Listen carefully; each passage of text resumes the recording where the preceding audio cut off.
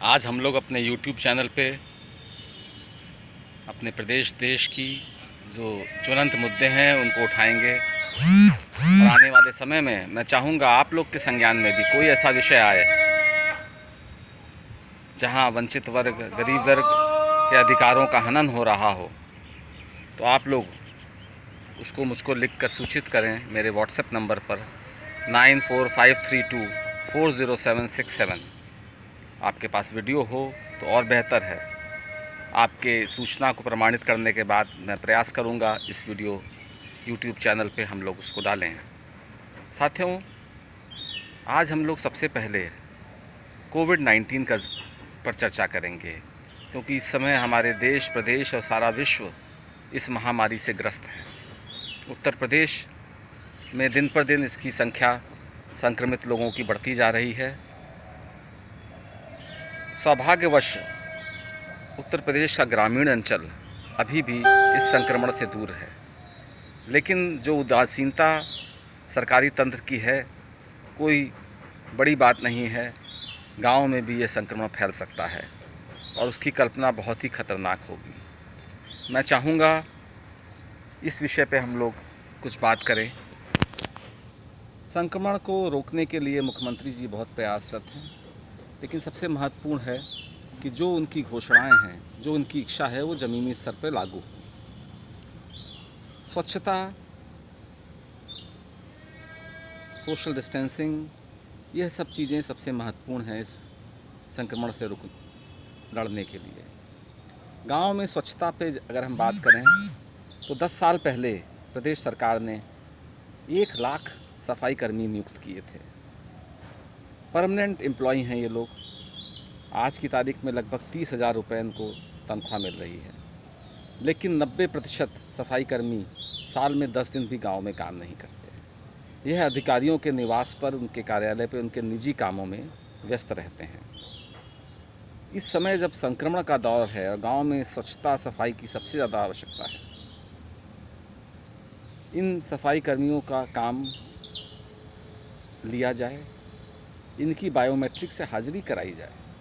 जब हम गांव में राशन कोटेदार से कह सकते हैं कि लाभार्थी को बायोमेट्रिक की हाजिरी के बाद आप राशन दें, जब हम मनरेगा में कार्यरत रोज़गार सेवक से कह सकते हैं कि हर पौधे का जियो टैगिंग कराएं, तो हम इन कर्मचारियों, सफाई कर्मियों की हाजिरी क्यों नहीं कर सकते हैं बायोमेट्रिक से? माननीय मुख्यमंत्री जी, राजनीतिक दल के जो क्षेत्रीय नेता, विधायक, सांसद होते हैं, उन्होंने कभी ये नहीं आवाज़ उठाई। उसका कारण है उनको लगता है कि वो अपने वोट बैंक को डिस्टर्ब करेंगे। लेकिन आपकी इच्छा शक्ति, आप जिस तरह गंभीर नज़र आ रहे हैं, आप निर्देश दें कि ये सफाई कर्मी गांव की निरंतर सफाई करें। दूसरी सबसे बड़ी बात, गांव में आजकल सबसे बड़ी गतिविधि मनरेगा की हो रही है। मनरेगा में कार्यरत संविदा कर्मियों को फेस मास्क और सैनिटाइज़र उपलब्ध कराया जाए। यह प्रवासी मज़दूरों से लेकर मज़दूरों के बीच में 24 घंटे रहते हैं।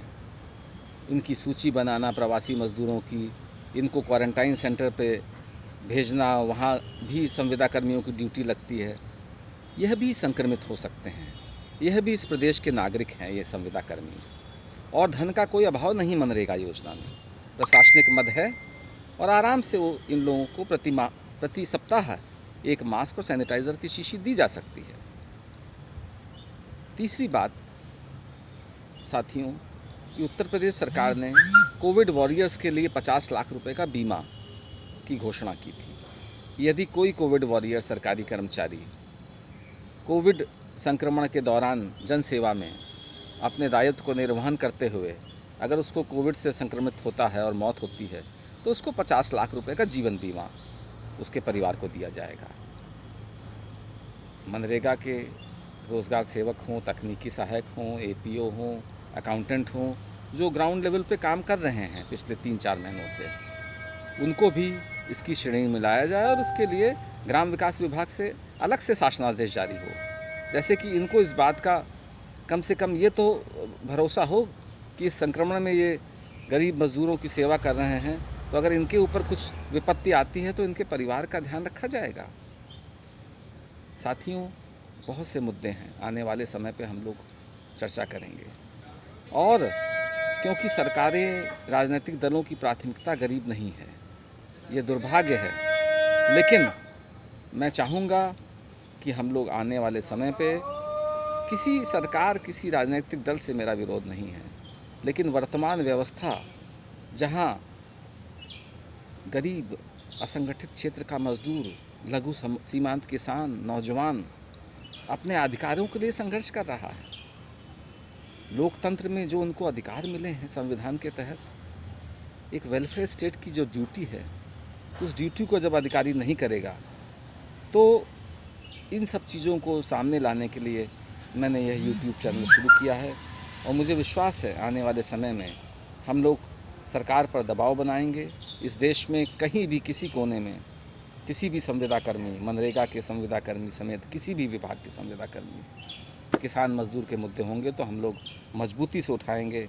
आप लोग इस चैनल को सब्सक्राइब करें, बेल आइकॉन दबाएं, और जब भी कोई आवश्यक ऐसी गंभीर घटना, कोई ऐसा मसला हो तो आप मुझको मेरे व्हाट्सएप पे भेजें। धन्यवाद। जय हिंद, जय भारत।